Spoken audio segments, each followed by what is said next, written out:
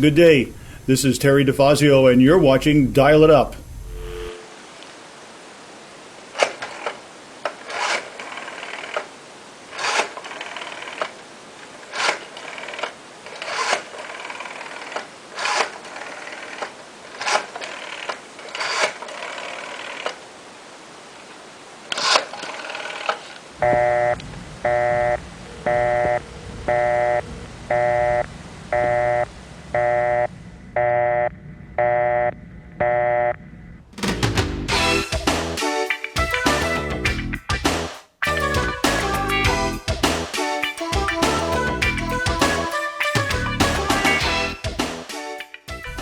Today, my guests are Lynn Batchelor and Brian Smith from the District of Orleans 1.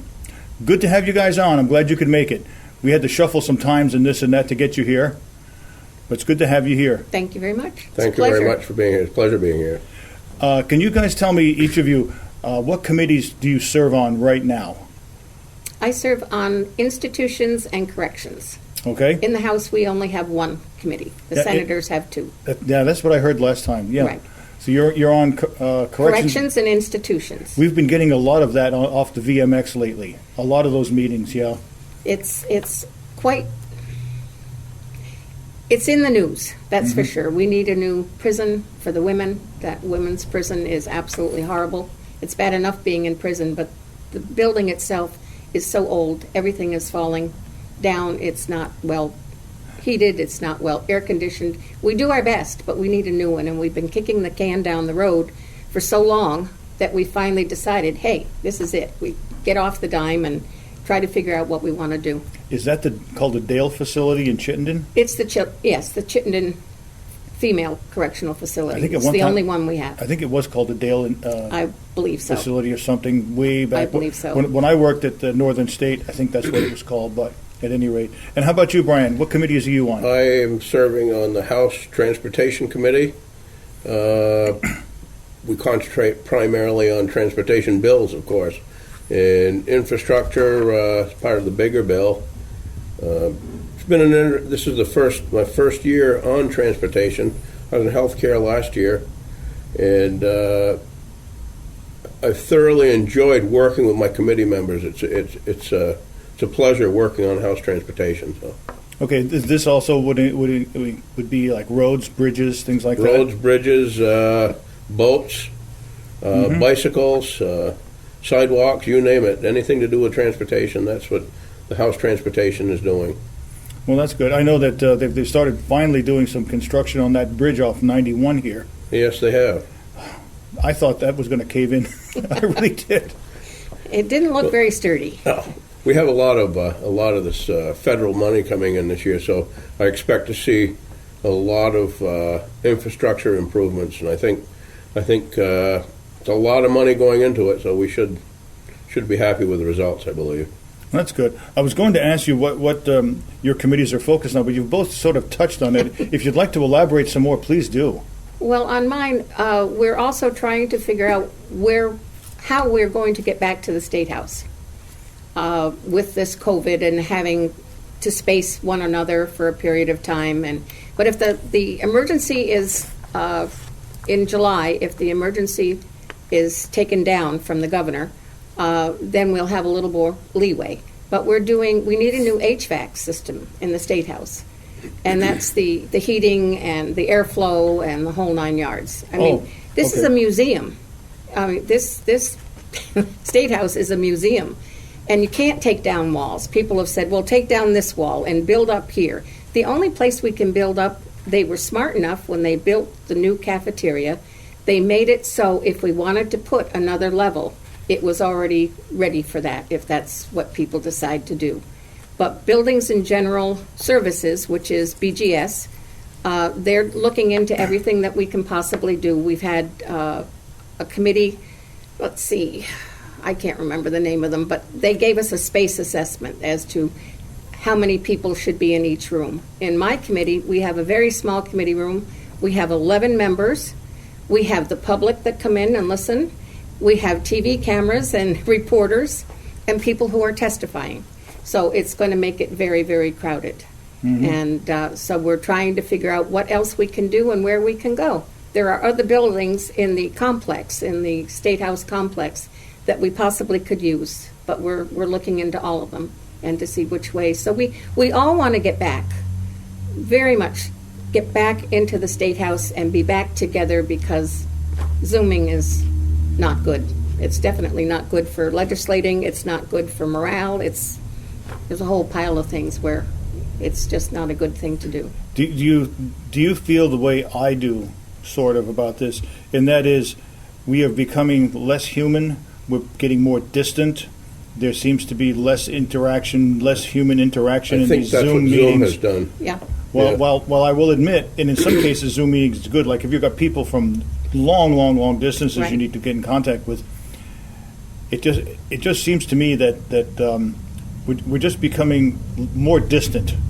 Everything is somewhere else. It's not here. We are. When we're in our homes and we're Zooming, normally if we were in the State House, if we had a question, if we had something that wanted to be done, if I needed to ask Brian something, I would get up and go to his committee room, or I would meet him in the cafeteria at lunchtime. And we'd be able to talk things over and find out what he thinks about a certain bill or what I think about a certain bill, and how our committees are moving towards, working towards a final passing of the bill. And there's all kinds of things that we miss. We don't have that opportunity right now, being No. on Zoom. Usually the Capitol's full of lobbyists that are very, very knowledgeable about one particular bill, and if we needed to know something, you can go to them and ask them the questions. They've been given the guidelines that if they don't tell you exactly the way it is, they'll be banned from the Capitol. And the lobbyists are very good group of people. Or you can talk to another legislator. If I wanted to know, like Lynn said, if you want to know something about corrections, you can talk to her. Call her on the phone, or you can go into her committee room. And that really helps all of the legislature, all the members of the House, to know what's going on in other bills. Right now, it's difficult to follow along with what's going on in appropriations, or what's going on in any agriculture or anything else, without talking to your legislators. You know, you just reminded me of something, and I'm glad you guys brought this up. But way back when Ronald Reagan was president, they would have their fights on the floor, and then Reagan and Tip O'Neill would go have dinner. Or Sure. Now in Washington, they fight like crazy, and then they all go home and they don't see each other, so there's a lot of animosity. That's right, exactly And right. Do you think this is the same thing that's happening now? Absolutely.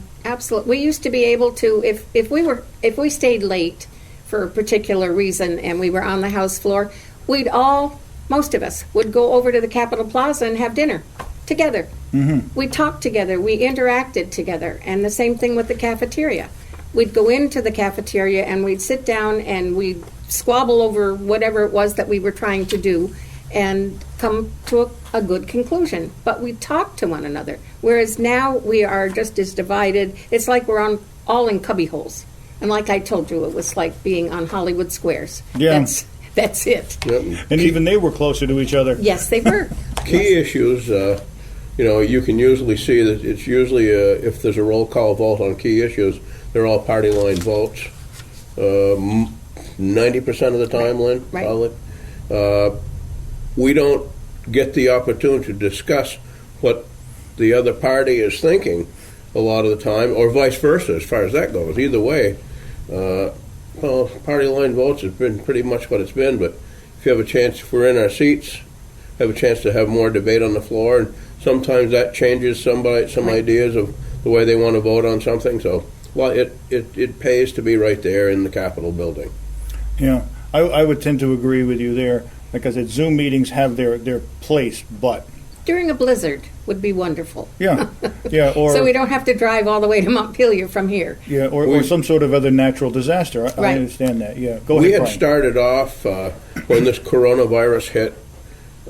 It was an understanding that the Speaker of the House was going to plan to have important issues and important bills be the ones that were going to be talked about this year, and all the other bills are going to be set aside until the pandemic was over. And we found out almost immediately that that's not the way it was going to work.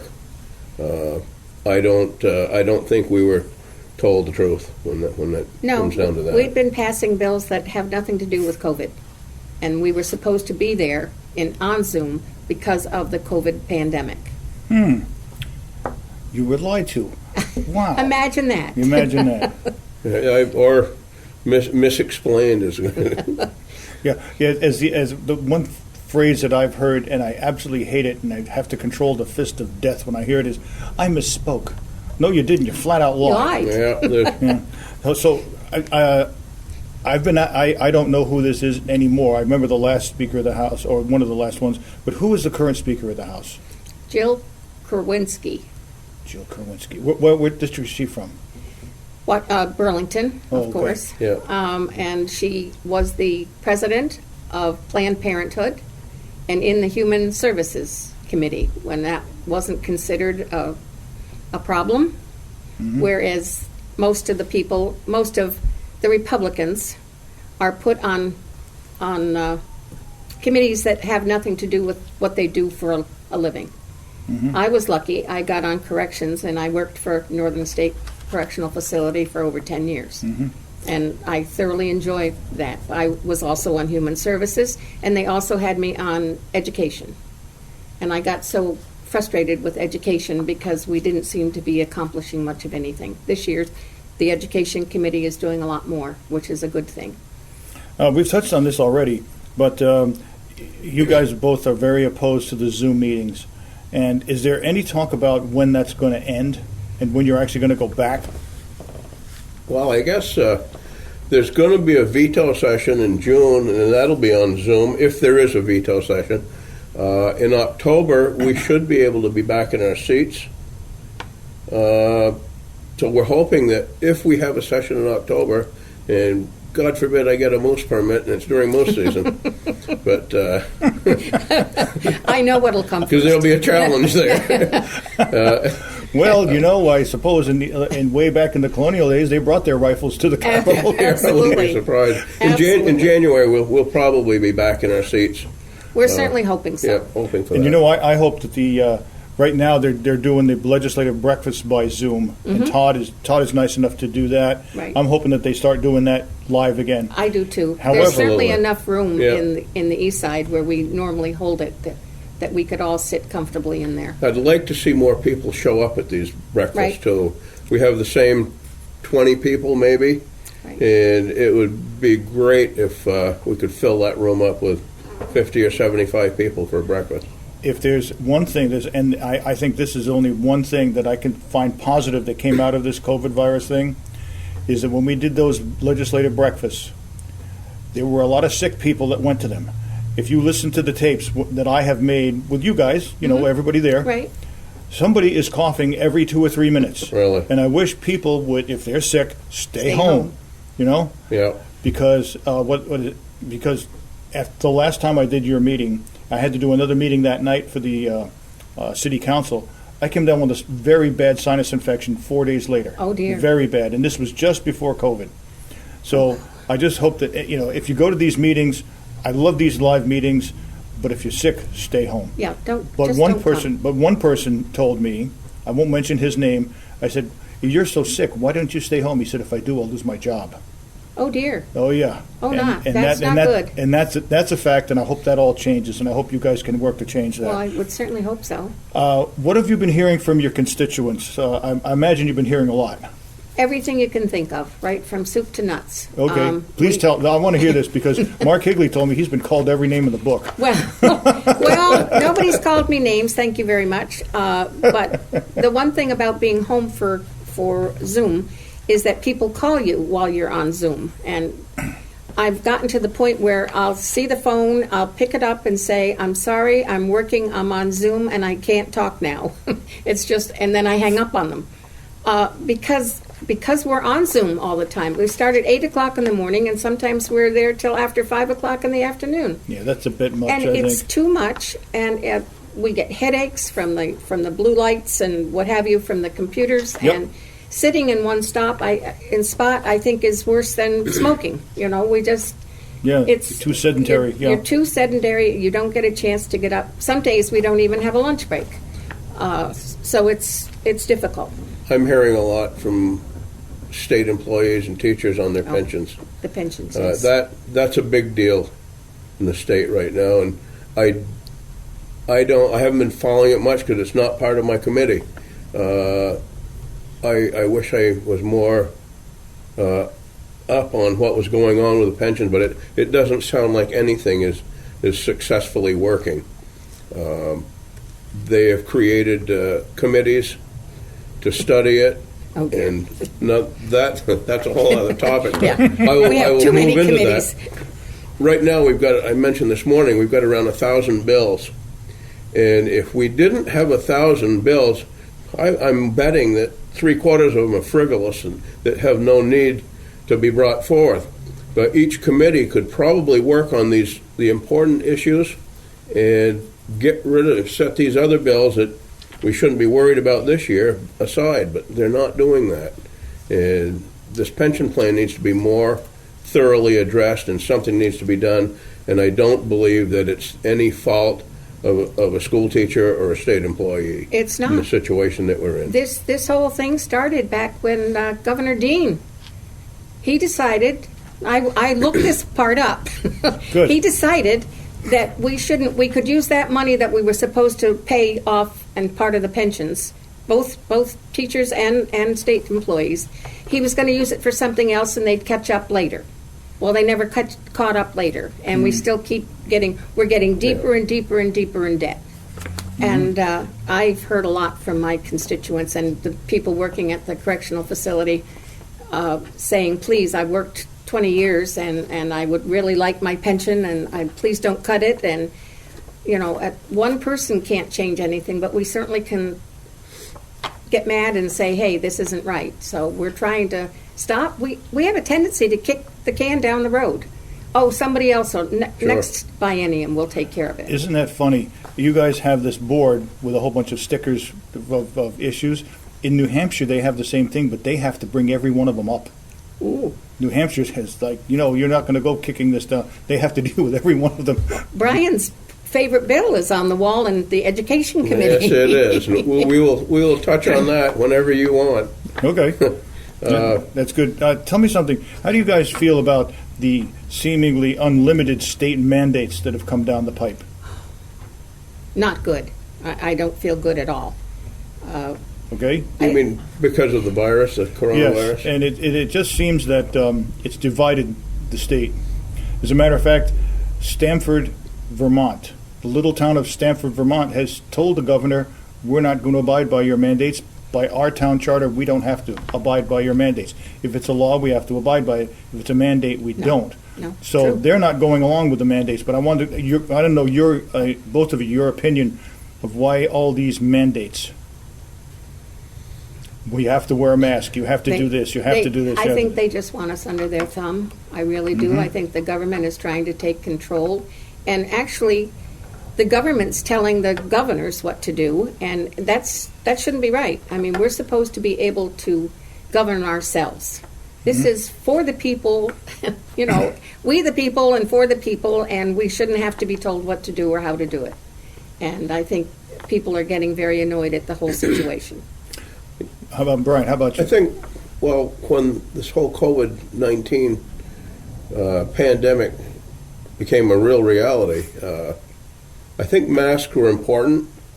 I think that we were given some sort of a decision that if you could social distance, a mask wouldn't be as serious a requirement. Then all of a sudden, if you walked into a place where people were spread out and you didn't have a mask on, you were looked at like you're the only one in there with a plague. Yeah, you were a leper. Yeah. Well, And this is what's happened with Vicki and myself and Mark Kigley and somebody else. We sponsored a bill that says we are not going to have passports. People are not going to tell us we can't go into a restaurant and what have you. Now, whether it's going to pass, I haven't a clue. I would say probably not. Yeah. But I have told you, I have a problem and I can't take the injection. I can't take the COVID shots. Yes, But and how am I going to be able to go out if we need a passport? It reminds me of Germany, Nazi Germany. Show me your papers and you can get in the door. Well, yeah. Well, you know something? I wish we had about a 3-hour show because we could really go down that road. I call this. I am big in the fact that I believe people should be able to choose. Do you want the vaccine? Fine. If you don't want the vaccine, fine. But unfortunately, people who don't want the vaccine are sort of looked down upon, and I think that's wrong. And I don't think there should be any coercion. People shouldn't be coerced into this. well, no, and I can't. I have to choose. Do I get killed by the virus or do I get killed by the shot? Yes, but you know what's even more important? If you really think about it, the virus has a 99.7% recovery rate. Very Right. few people die from this. Right. I know a few people who've been hospitalized or even one on a ventilator. They didn't die Right. because we now have the technology. Right. We now know what we're doing, which is a wonderful thing. Yeah. And, but I just can't do it. So I hope, I don't know whether I can get on airplanes or anything else yet. Whether it's going to be a law that the federal government is going to do a passport thing. Mm-hmm. So, I had COVID-19 in the first part of November. I didn't feel well. I went to the hospital and got checked out, got tested, and find out I had COVID-19. So I had 3 weeks of deer season, and I went hunting every day. I wasn't sick. I didn't have a fever, but when I first realized I had it, it was the dizziness that gave it away. But after that, I went away in a couple of days, and I just tried to stay away from people, and that was a hard thing to do. There was also a lot of controversy about how Vermont did the tests. I've been tested 5 times. The last couple were right when I got back from Florida, so I could come back to work, and the other one was before my hip replacement. right. And 5 times I've been negative. Part of the controversy that came out over this was the fact that Vermont used what they call I think they call cycles. They used a higher rate than anybody. They went up to 37, and I think they said it's supposed to be 20 to 30 is what you're supposed to use. Vermont went to 37, so I'm wondering how many people have gotten false positives out of this. I wonder. But going right along with that, I wonder how many people have died that from non-COVID-19 issues and were cause of death was COVID-19. Right. Well, you guys must remember Dawn Wells Yes. from Gilligan's Island. Oh, yeah. Uh-huh. It was all over the internet. She died from COVID-19. The truth was she died from stage 4 cancer. Oh my gosh. That COVID was just what finally did it. She was Well- going to die in 6 months anyway. From what I understand, the hospitals or those in charge get money if Yes. if you have died from COVID.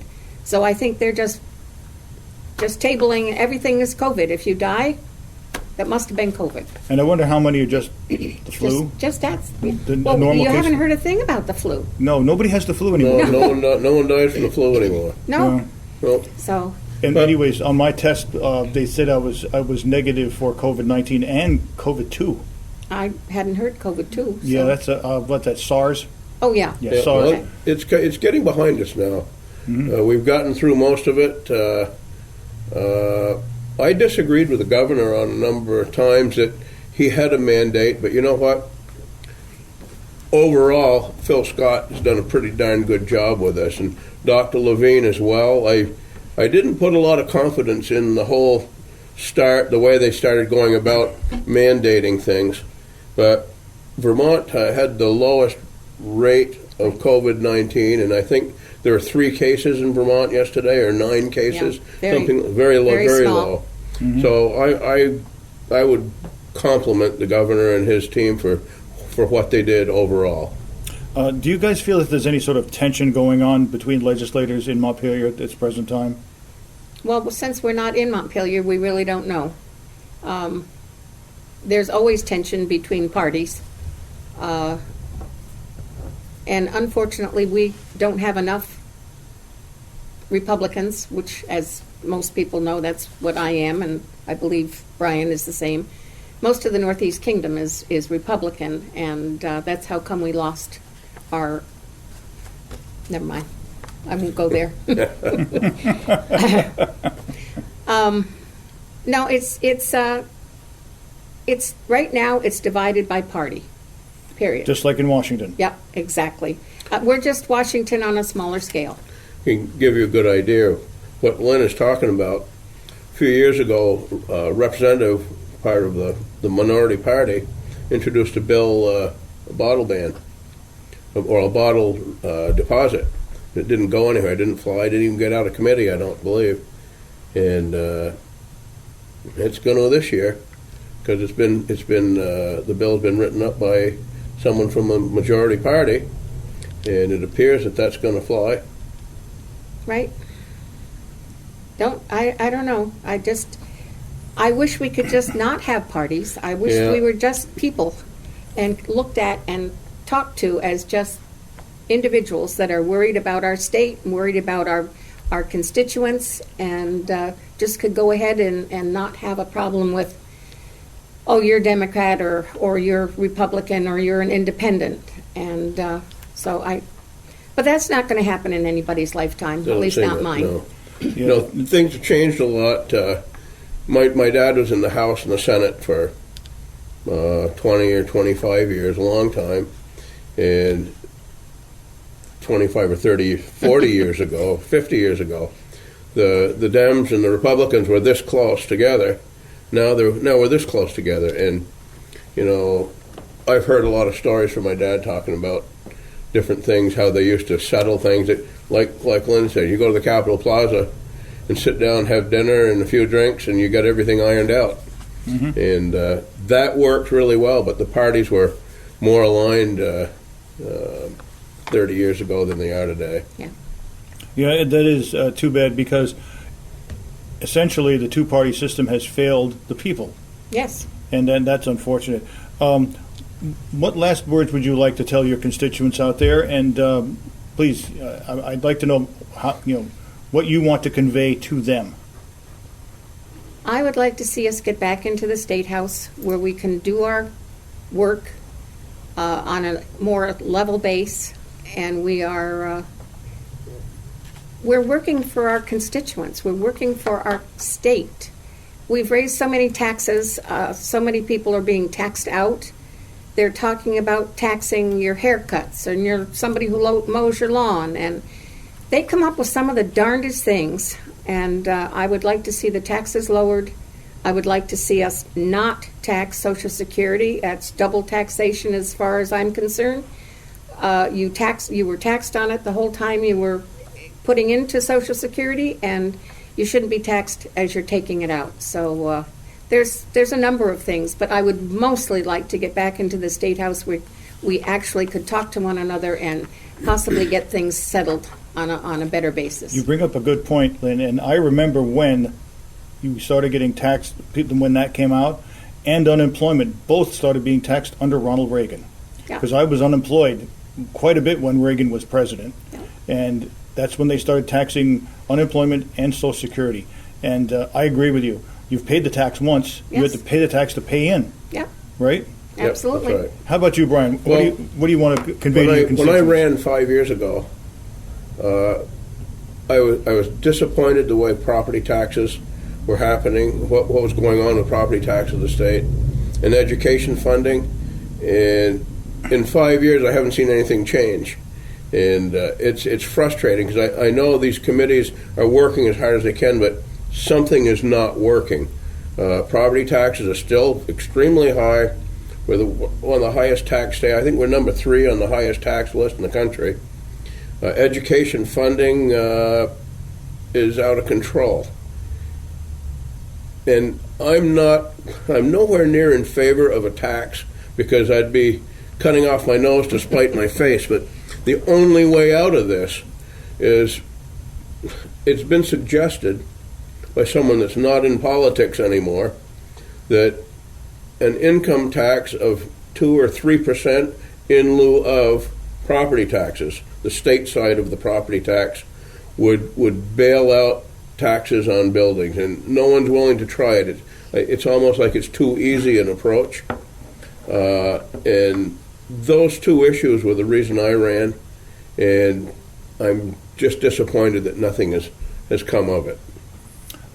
I am taking this opportunity to thank both of you for being on this show, and hopefully we can have either or both of you back again sometime, and you can update us. As a matter of fact, I'm offering this invitation because this is your television station. If you want to come in and do public service announcements, or you have something you want to convey to your constituents, by all means, I hope you will come in. I thank you both very much for being here. Thank you very much. Thank you. Terry. This is Terry Difazio for Dial It Up, saying if you don't like the answers, don't bother asking the questions.